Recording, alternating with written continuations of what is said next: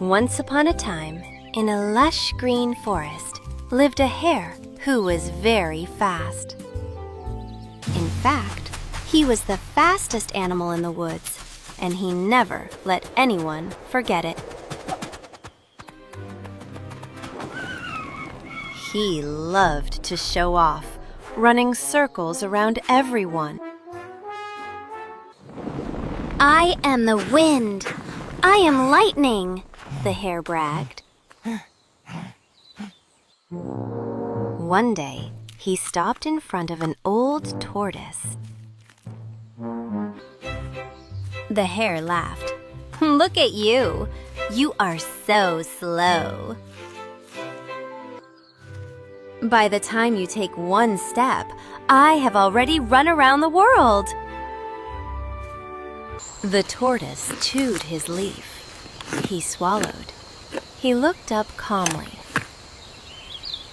"Mr. Hare," said the tortoise, "I bet I could beat you in a race." The forest went silent. Then the hare burst out laughing. "Beat me? You? That is the best joke I have ever heard," he shrieked. But the tortoise was serious. "You are on, old shellback," said the hare. The next day, the animals gathered to watch the impossible race.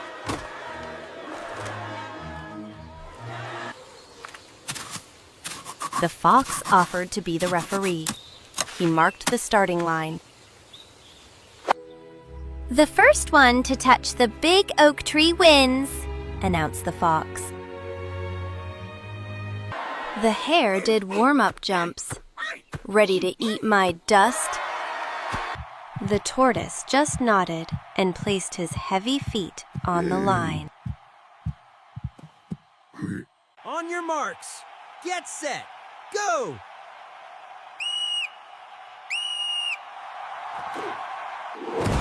The hare shot off like a rocket.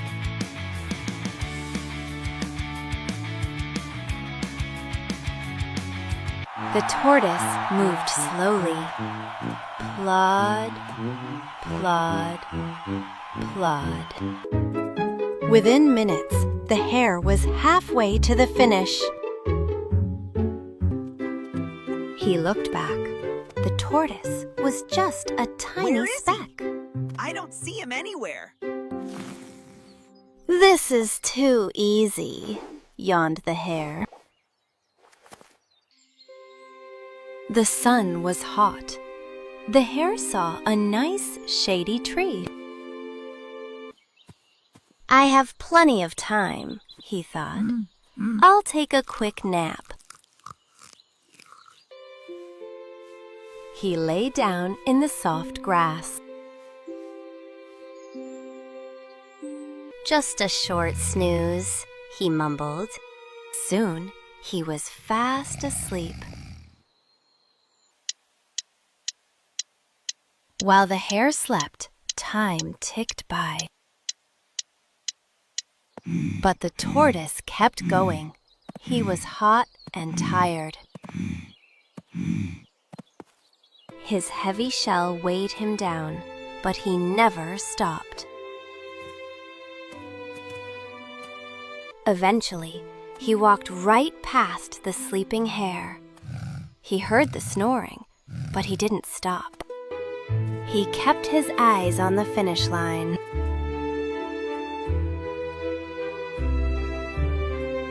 Hours passed. The sun began to set.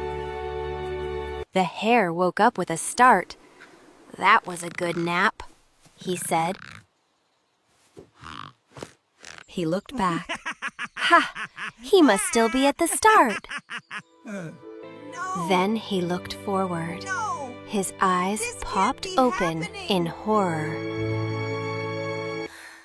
There was the tortoise, almost at the finish line. The hare ran faster than he had ever run in his life. Stop now! Run! It was too late. The tortoise stretched his neck and touched the big oak tree. The fox waved the flag. The winner is the tortoise! The forest animals cheered wildly. The tortoise smiled. "You are fast, my friend," he said, "but slow and steady wins the race." The hare promised never to brag again. He learned a hard lesson that day. Arrogance will slow you down, but humble persistence always wins. The end.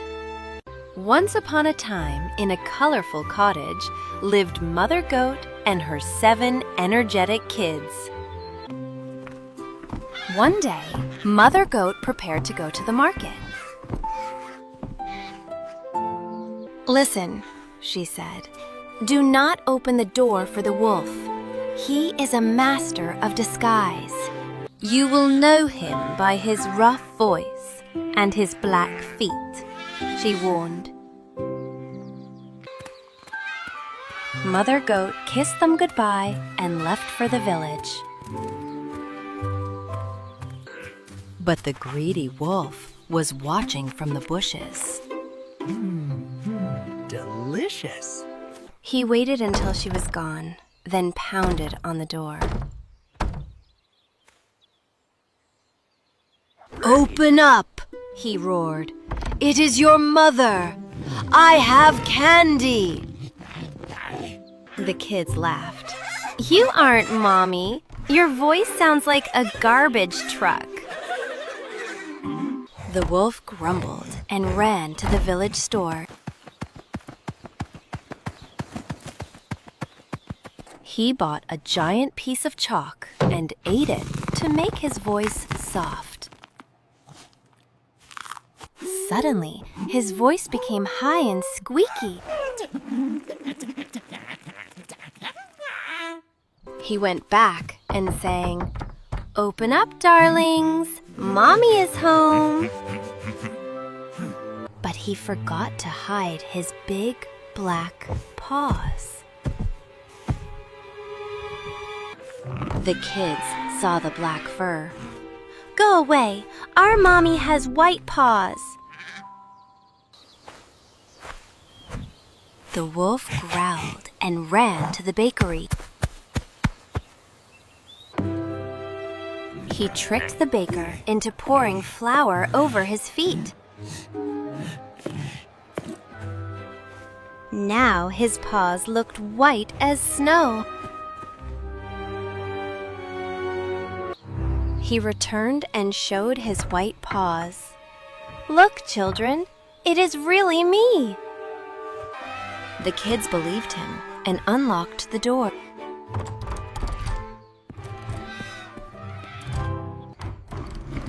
The wolf jumped in. "Gotcha!" he yelled.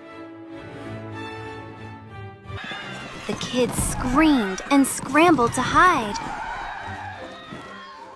One under the table, one in the oven, one in the fridge. The youngest jumped into the grandfather clock. But the wolf took a giant breath and sucked them all up like a vacuum cleaner. Whoosh! He caught 6 of them. He was so full, he forgot to check the clock. The wolf waddled outside and fell asleep under a tree. He snored so loudly, the branches shook. Mother Goat came home. Oh, what a mess she found! Only the youngest was left. "The wolf ate everyone!" he cried. They ran to the wolf. Mother Goat could hear her children inside. She didn't use scissors. She had a funnier idea. She found a feather She tickled the wolf's nose.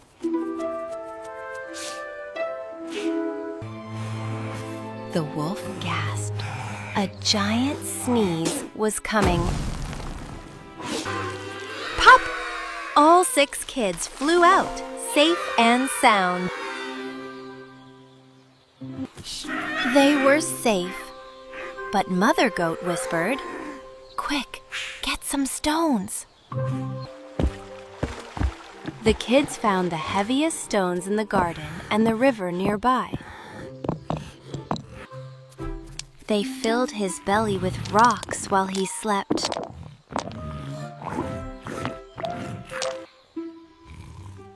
Then they hid to see what would happen.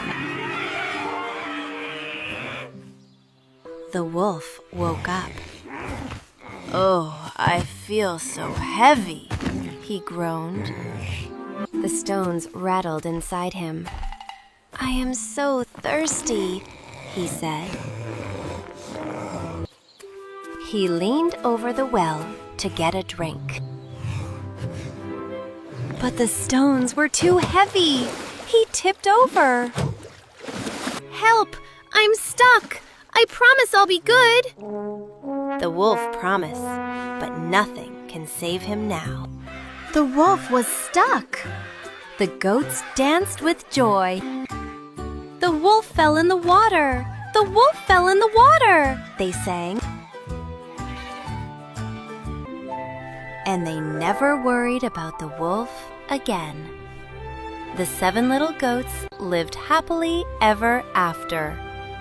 The end.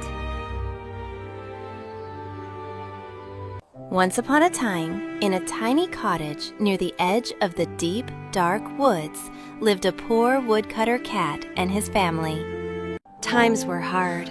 The fish barrel was empty, and the milk bowl had run dry. The stepmother was cruel and selfish. She did not want to share the little food they had left. She told the poor father that they must abandon the kittens in the woods, or they would all starve to death. The father's heart was broken. He did not want to leave his dear kittens, but the fox gave him no choice. The kittens heard everything. Poor Gretel wept, terrified of the wolves. But Hansel was brave. He gathered shiny white pebbles from the garden and hid them in his pocket. The next morning, they marched deep into the forest. Clever Hansel dropped a shining white pebble every few steps to mark the path. They left the kittens by a fire, promising to return. But they never did. Night fell, and the forest turned cold and scary. But when the moon rose, the pebbles shone like silver coins, showing them the way home. Hand in paw, the kittens followed the trail all through the night.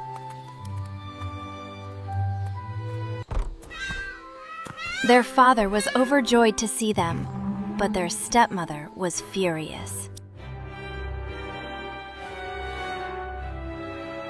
A short time later, the famine got worse.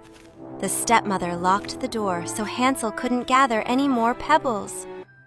But Hansel was smart. He crumbled his only piece of bread into his pocket.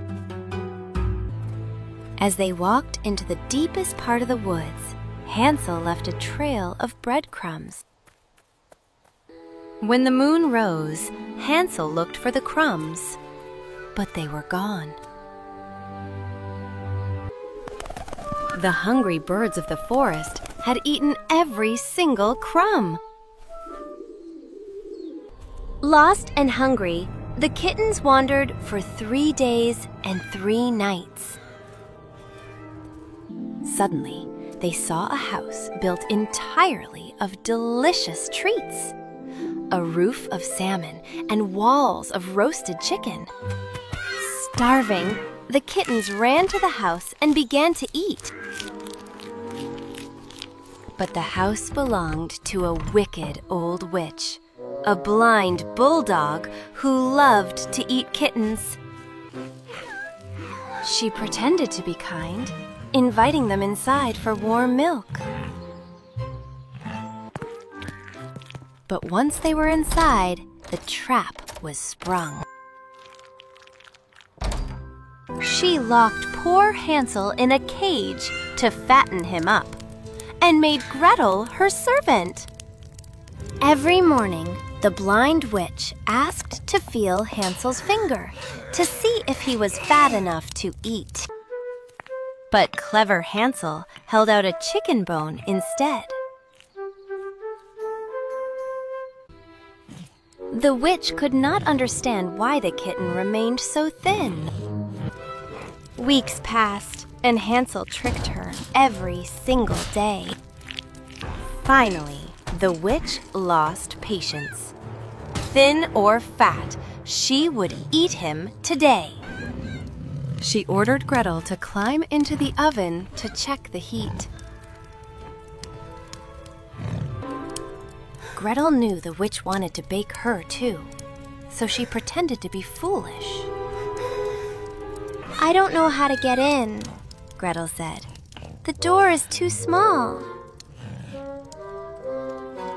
"Stupid cat," barked the witch. "Look, it is plenty big enough." With a mighty kick, Gretel shoved the wicked witch right in. She slammed the iron door and locked it tight.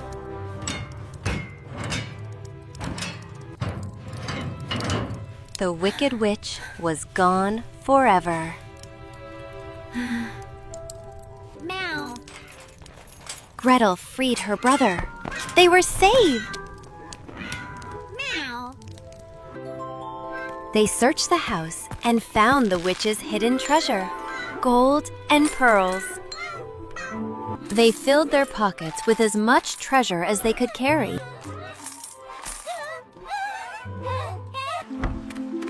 They ran until they reached a wide river, but there was no bridge to cross.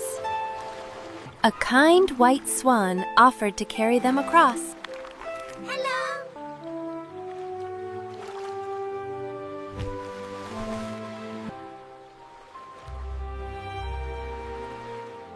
Safe on the other side, the forest began to look familiar.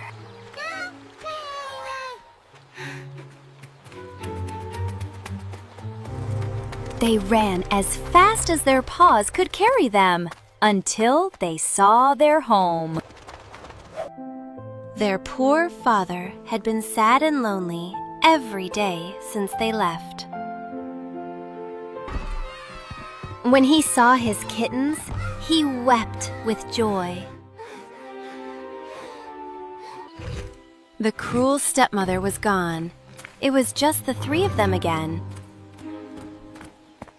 They were never poor again, and they lived happily ever after. Once upon a time, in a small, cramped cottage, lived a mother pig and her 3 grown sons. One morning, Mother Pig went to cook breakfast, but the cupboard was bare. Snoring. The house was bursting at the seams. Her sons had grown too big for their little home. "My darlings," she said, "it is time for you to go out into the world and build houses of your own." So the 3 brothers packed their bags and set off to find their fortune. They found a sunny meadow perfect for building. The first pig, Barnaby, was lazy. He wanted to finish quickly so he could nap. He built a house of straw in just 1 hour, then went to sleep. Ouch! The second pig, Baxter, was impatient. He gathered sticks and nailed them together wildly. It was a bit stronger than straw, but full of holes. Still, he was done by lunch. But Benjamin was an engineer. He wanted a house that was safe and strong. He worked for 3 whole days, building a solid fortress of red bricks.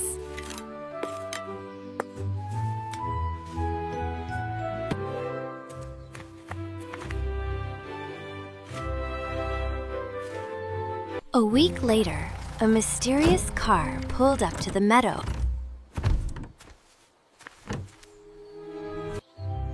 It was Mr. Wolf, the neighborhood building safety inspector.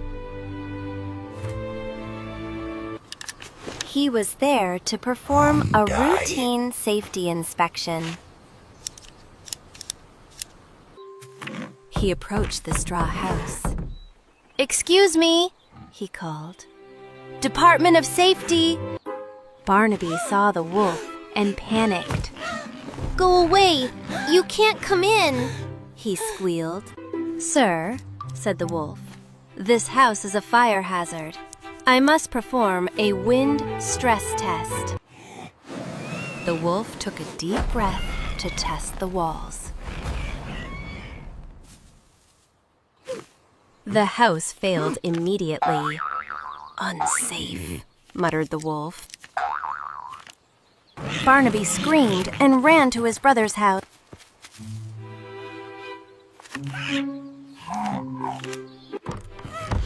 Barnaby burst into the stick house. "The wolf blew my house down!" he cried. Baxter laughed. "My house is made of wood. It's strong." But outside, the wolf found loose nails. "This framing is not up to code," shouted the wolf. "Initiating level 2 wind test."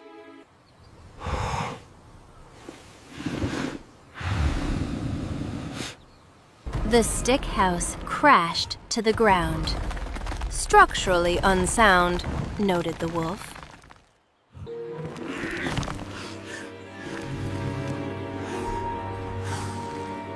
The 2 brothers scrambled out and ran for their lives.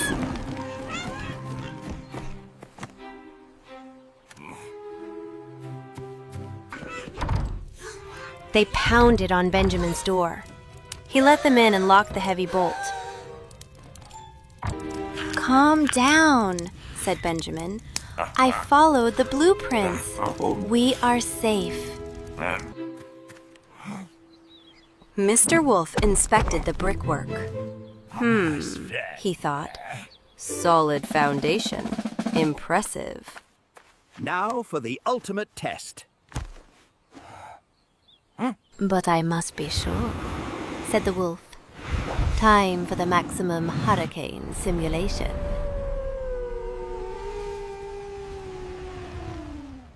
He huffed and puffed until he was blue in the face, but the house didn't budge.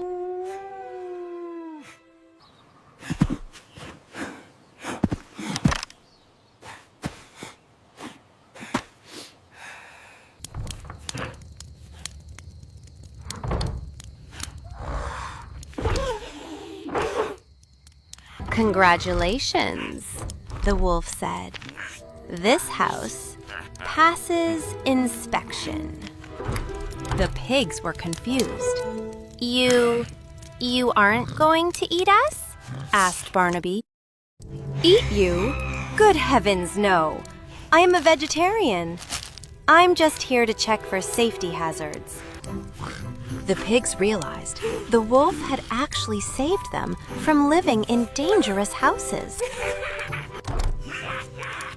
"We are sorry. Would you like to stay for vegetable soup?" The wolf stayed for dinner, and they became fast friends. The next day, Mr. Wolf returned to help them rebuild properly. Barnaby and Baxter learned how to build safe, strong walls. Together, they built a beautiful home, big enough for all of them. And so, the 3 little pigs and their safety inspector lived safely ever after.